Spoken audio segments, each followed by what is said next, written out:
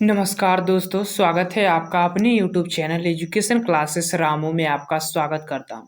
दोस्तों, बिहार शिक्षक भर्ती फेज 2 से रिलेटेड हमने हिंदी की टॉपिक वाइज आपको प्रैक्टिस सेट करा रहा था। उसी टॉपिक वाइज के साथ आज का हमारा नवा वीडियो होगा जिसमें हम संज्ञा टॉपिक को कवर करेंगे और संज्ञा से रिलेटेड इम्पोर्टेंट 100 क्वेश्चन आज के वीडियो में कवर करने वाले हैं।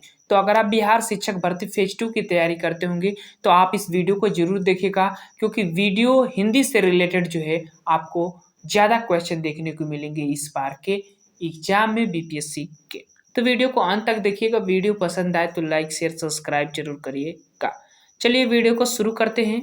हमारा पहला प्रश्न है कि स्त्रीत्व शब्द में कौन सी संज्ञा है, वो आपको बताना है। ऑप्शन आपके सामने दिख रहे हैं, आप विकल्प को चुन लीजिएगा। हम उत्तर बताने जा रहे हैं। इसका ऑप्शन होगा वो सी वाला विकल्प सही हो जाएगा। भाववाचक संज्ञा स्त्रीत्व शब्द में होता है, तो इस तरह से सी वाला ऑप्शन हमारा सही हो जाएगा। प्रश्न नंबर दूसरे पर आते हैं। दूसरा कह रहा है कि निम्नलिखित में से भाववाचक संज्ञा कौन सी है, वो आपको इसमें से बताना है। प्रश्न नंबर दूसरा का ऑप्शन की बात करें, पहला विकल्प सही हो जाएगा। शत्रुता भाववाचक संज्ञा है। प्रश्न नंबर तीसरा के अर्थ के विचार से संज्ञा कितने प्रकार की होती है, वो आपको बताना है। प्रश्न नंबर तीसरा का, तो ये कितने प्रकार की होती है? 5 प्रकार की होती है अर्थ के आधार पर। आगे चलते हैं, प्रश्न नंबर आ जाते हैं चौथा पर। चौथा कह रहा है कि निम्नलिखित में से कौन सा शब्द व्यक्तिवाचक संज्ञा है। विकल्प आपके सामने है। उत्तर की बात करें तो यमुना ये व्यक्तिवाचक संज्ञा के अंतर्गत आता है। ऑप्शन हमारा सी सही हो जाएगा। प्रश्न नंबर 5, कौन सा शब्द जातिवाचक संज्ञा नहीं है, वो आपको 5वें में बताना है। कौन सा विकल्प सही होगा? जातिवाचक संज्ञा नहीं है तो सुंदर एक नाम होता है, ना कि जाति की एक व्याख्या कर रहा है। इस तरह से सी वाला विकल्प हमारा सही हो जाएगा। नहीं पूछा है तो सी वाला विकल्प। चलिए प्रश्न नंबर छठवां कह रहा कि कौन सा शब्द भाववाचक संज्ञा नहीं है, वो आपको प्रश्न नंबर 6 में बताना है कि भाववाचक संज्ञा इसमें से कौन सा नहीं है। भाववाचक की बात करें तो ये सभी विकल्प भाववाचक में आएंगे, लेकिन मिठाई भाववाचक संज्ञा नहीं है। इस बात को ध्यान रखिएगा। मिठाई नहीं, मिठास होता है वो भाववाचक संज्ञा के अंतर्गत आता है। तो बहुत इंपॉर्टेंट पॉइंट है, एग्जाम में रिपीटेड पॉइंट है, शब्द भी ध्यान रखिएगा। प्रश्न नंबर 7 है कि जातिवाचक संज्ञा बताइए। चलिए ऑप्शन आपके सामने है। विकल्प हो जाएगा लड़का लड़कों की जाति हो जाएगी ना, तो ये वाला विकल्प इसका सही हो जाएगा। प्रश्न नंबर आ जाते हैं 8 पर। यह कह रहा है कि देश की हानि जय चंदों से होती है। रेखांकित शब्द में कौन सी संज्ञा है, वो आपको बताना है जय चंदों में। चलिए ऑप्शन आपके सामने है। विकल्प हमारा सही होगा वो जातिवाचक संज्ञा हो जाएगा। जय चंदो एक तरह का एक जाति का बोध करा रहा है। जब इसको वाक्य में प्रयोग कर आप देखेंगे तो वो एक जाति का बोध करा रहा है, जो कि एक गद्दार होते हैं ना, उस जाति को बोध कराता है जयचंदू की। तो कमियां नहीं है। ऑप्शन ए वाला विकल्प सही हो जाएगा। प्रश्न नंबर 9, बुढ़ापा भी एक प्रकार का अभिशाप है। इस वाक्य में रेखांकित शब्द की संज्ञा आपको बताना है, यानी बुढ़ापा में कौन सी संज्ञा होगी प्रश्न नंबर 9 में। तो बुढ़ापा एक तरह का भाववाचक संज्ञा हो जाती है, तो ऑप्शन हमारा सी सही हो जाएगा। चलिए आगे चलते हैं। प्रश्न नंबर 10 कह रहा है कि व्यक्ति, वस्तु, स्थान अथवा भाव के नाम को क्या कहते हैं, तो संज्ञा कहते हैं। प्रश्न अगला करा 11, सतसई शब्द में कौन सी संज्ञा है, वो आपको प्रश्न नंबर 11 में बताना है। ऑप्शन की बात करें तो सतसई एक समूह को व्यक्त कर रहा है, तो इस तरह से हम सी के साथ जाएंगे। आगे चलते हैं। प्रश्न नंबर 12 प्रश्न कह रहा है कि विजयनी मानवता हो जाए। विजयनी मानवता हो जाए, इस पंक्ति में मानवता शब्द कौन सी संज्ञा है, वो प्रश्न नंबर 12 में आपको बताना है। ऑप्शन की बात करें सी वाला भाववाचक संज्ञा हो जाएगा, तो सी वाला विकल्प इसका सही हो जाएगा। एक चीज ध्यान रखिएगा, हम 90% कोई भी शब्द अगर लास्ट में ता लगता है या त्वा लगता है या त्व लगता है तो वो भाववाचक ही संज्ञा होती है। इस पॉइंट को ध्यान रखिएगा, जैसे इस शब्द में आपको देखने को मिल रहा है। प्रश्न नंबर 13 की संज्ञा के संबंध में कौन सा कथन सत्य है, वो प्रश्न नंबर 13 में आपको बताना है। ऑप्शन की बात करें तो उपयुक्त सभी कथन सही हो जाएगा संज्ञा से रिलेटेड, तो डी वाला ऑप्शन सही हो जाएगा। प्रश्न नंबर 14, विजयदशमी शब्द में संज्ञा आपको बताना है। कौन सा ऑप्शन सही होगा, तो व्यक्तिवाचक संज्ञा ये हो जाएगा। ऑप्शन पहला ही हमारा सही हो जाएगा।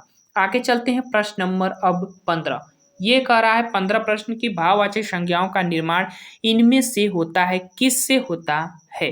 प्रश्न नंबर 15 का ऑप्शन की बात करें तो चाहे आप संज्ञा कह लें, चाहे सर्वनाम कह लें, चाहे क्रिया, इन सभी से भाववाचक संज्ञाएं बन सकती हैं। तो इस चीज से हम डी के साथ जाएंगे, सभी से भाववाचक संज्ञाओं का निर्माण होता है।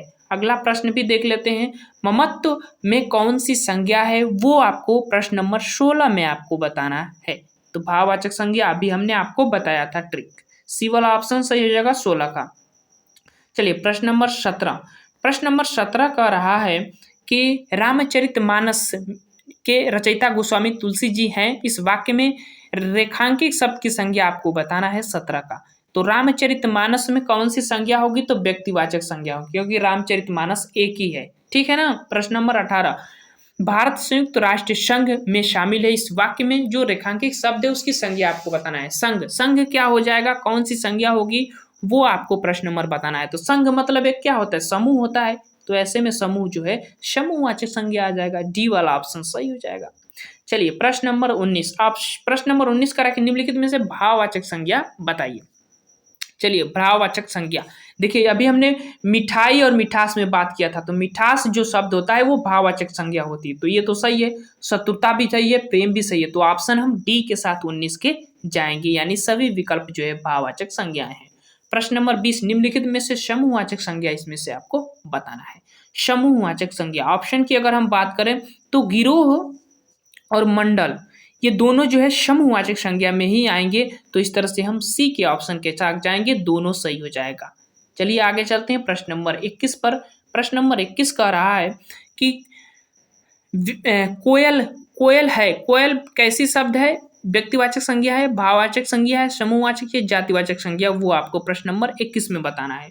तो कोयल एक जाति हो जाएगी, तो जातिवाचक संज्ञा बी वाला ऑप्शन सही हो जाएगा। प्रश्न नंबर 22।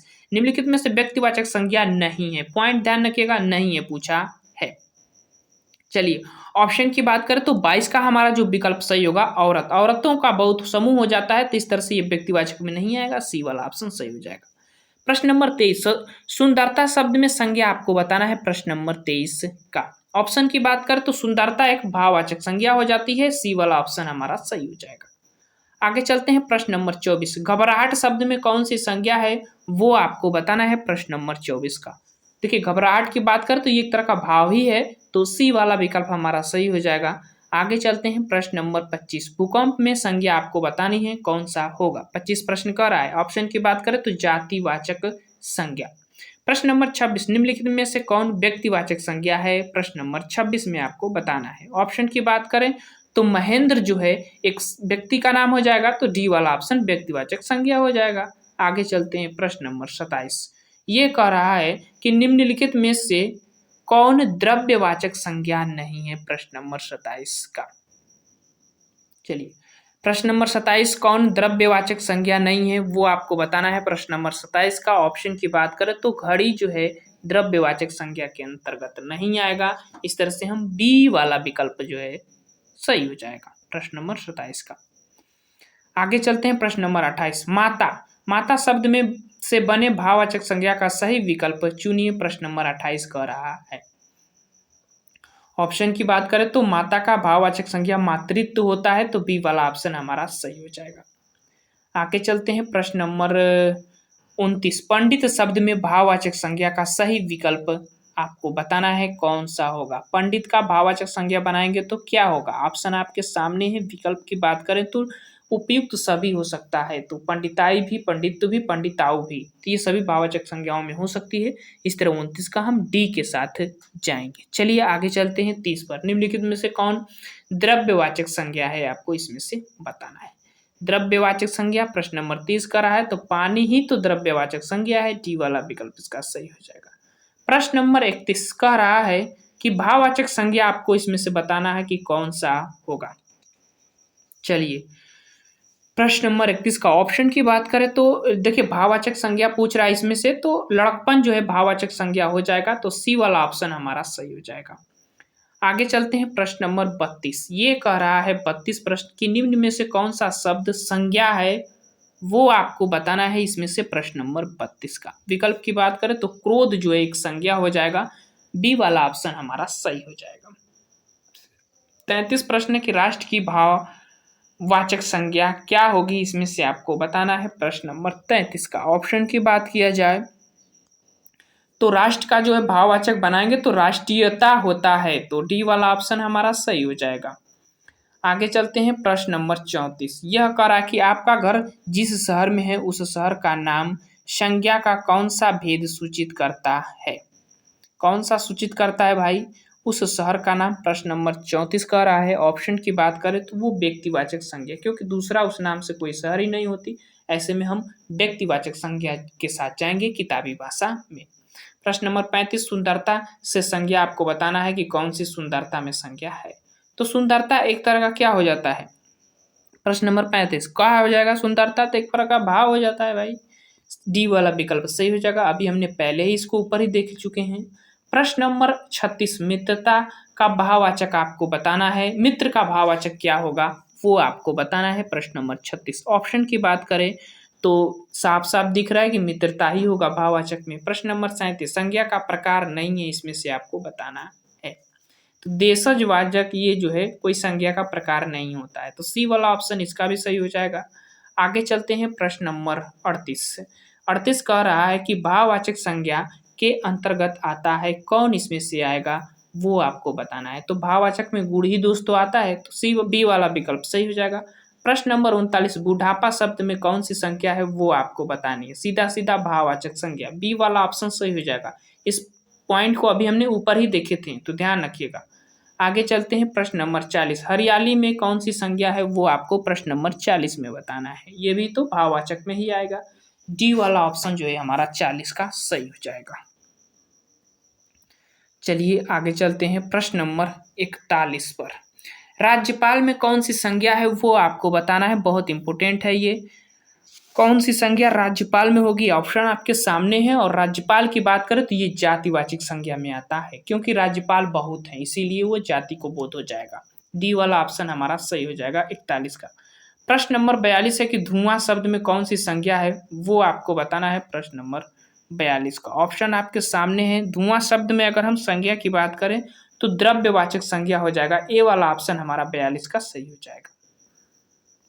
चलिए प्रश्न नंबर 43 निम्नलिखित विकल्प में से किस विकल्प में सभी शब्द व्यक्तिवाचक संज्ञा हैं ढूंढना है। प्रश्न नंबर 43 में चलिए ऑप्शन आपके सामने है। विकल्प की बात करें तो राम एक ही है, रामचरितमानस एक ही है, गंगा एक ही है, तो इस तरह से ये सीधी सीधी व्यक्तिवाचक संज्ञा के अंतर्गत आएगा। आगे चलते हैं। प्रश्न नंबर 44 व्युत्पत्ति के आधार पर संज्ञा के कितने भेद होते हैं वो आपको बताना है। प्रश्न नंबर 44 में तो 3 भेद होते हैं, ध्यान रखिएगा, व्युत्पत्ति के आधार पर पूछे तब। प्रश्न नंबर 45 विशेषण से बना भाववाचक संज्ञा है, इसमें से कौन वो आपको बताना है। तो विशेषण से बनने वाला भाववाचक संज्ञा की बात करें तो वो मिठासी हो जाएगा। मिठाई का मिठास होता है, बहुत इंपॉर्टेंट है, एग्जाम में रिपीटेड होता है, इसीलिए यहाँ भी 2-3 बार दिया गया है। डी वाला ऑप्शन इसका सही हो जाएगा। प्रश्न नंबर 46 संज्ञा के मुख्यतः कितने भेद पूछे तब कितने होंगे, तो 3 ही होंगे, सी वाला विकल्प सही हो जाएगा। चलिए प्रश्न नंबर 47 सोना चांदी में कौन सी संज्ञा है वो आपको बताना है। विकल्प आपके सामने है और भी ऑप्शन इधर नीचे दिखेंगे को मिलेंगे। इसमें से उत्तर की बात किया जाए तो हमारा द्रव्यवाचक, क्योंकि सोना चांदी द्रव्य ही होते हैं तो द्रव्यवाचक संज्ञा हो जाएगा। आगे चलते हैं प्रश्न नंबर 48 पर। प्रश्न नंबर 48 कह रहा है कि निम्न में से कौन सा कथन असत्य है वो आपको इसमें से प्रश्न नंबर 48 में बताना है। संज्ञा शब्द अविकारी होते हैं, पहला ही ऑप्शन हमारा मिल जाएगा। संज्ञा शब्द जो है विकारी होते हैं, न कि अविकारी होते हैं, तो पहला ही जो है असत्य पूछ रहा है, पहला ही मिल गया। चलिए आगे चलते हैं अगले प्रश्न पर। प्रश्न नंबर 49 रुकावट किस प्रकार की संज्ञा है वो आपको बताना है। प्रश्न नंबर 49 का ऑप्शन की बात की जाए तो ये भाववाचक में आ जाएगा, सी वाला ऑप्शन इसका सही हो जाएगा।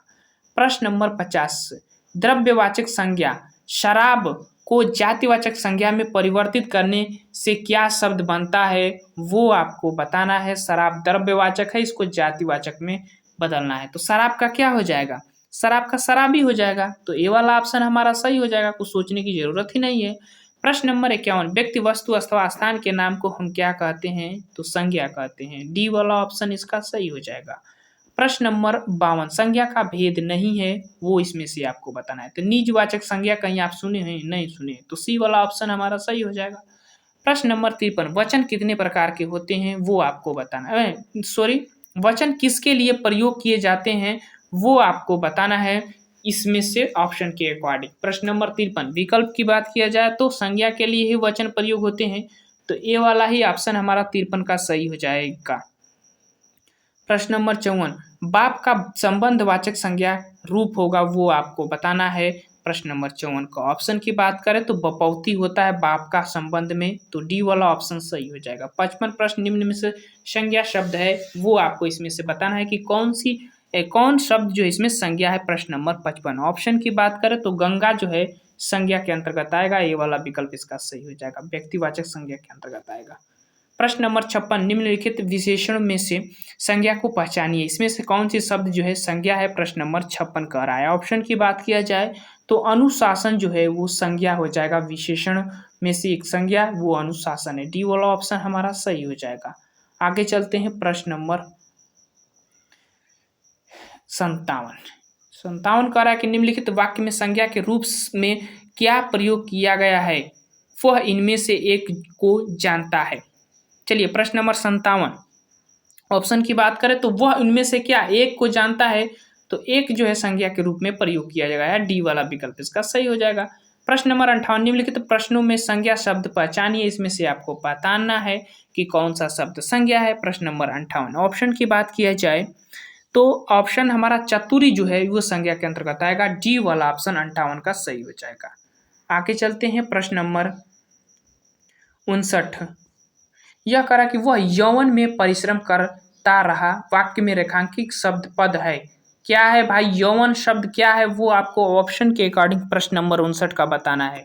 ऑप्शन की अगर हम बात करें तो ये दो है संज्ञा के रूप में आता है, बी वाला विकल्प हमारा 59 का सही हो जाएगा। चलिए प्रश्न नंबर 60 निम्न में से संज्ञा है, आपको इसमें से संज्ञा छांटना है कि कौन सा शब्द जो है संज्ञा होगा। प्रश्न नंबर 60 में ऑप्शन की बात करें तो सभा जो है एक संज्ञा के अंतर्गत आता है, तो सी वाला विकल्प इसका सही हो जाएगा। प्रश्न नंबर 61 यह कह रहा है कि निम्नलिखित विकल्पों में से किस विकल्प में सभी शब्द व्यक्तिवाचक संज्ञा है।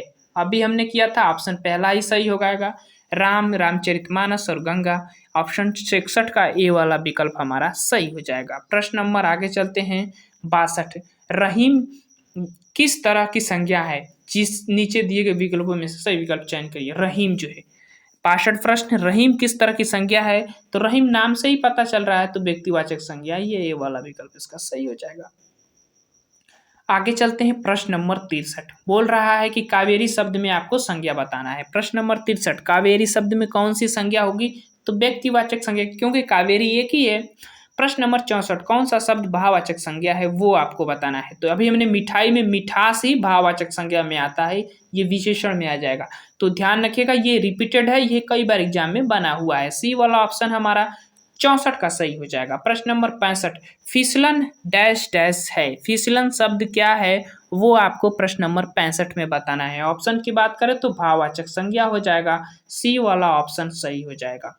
प्रश्न नंबर 66 जातिवाचक संज्ञा सर्वनाम विशेषण क्रिया अव्यय शब्दों से डैश डैश शब्द बनाए जाते हैं, तो कैसे शब्द बनाए जाते हैं, प्रश्न नंबर 66 कह रहा है, तो भाववाचक संज्ञाएं ही बनाई जाती है। ए वाला विकल्प हमारा 66 का सही हो जाएगा, ध्यान रखिएगा।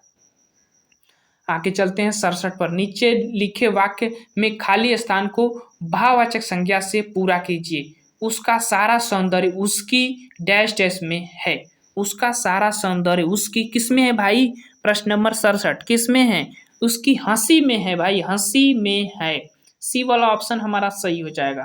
प्रश्न नंबर 68 मना की भाववाचक संज्ञा क्या होगी, वो आपको प्रश्न नंबर 68 में बताना है। ऑप्शन की बात करें तो मनाही जो है इसका भाववाचक हो जाएगा, ए वाला विकल्प हमारा सही हो जाएगा। प्रश्न नंबर 69 निम्नलिखित में से किस विकल्प में सभी शब्द भाववाचक संज्ञा है।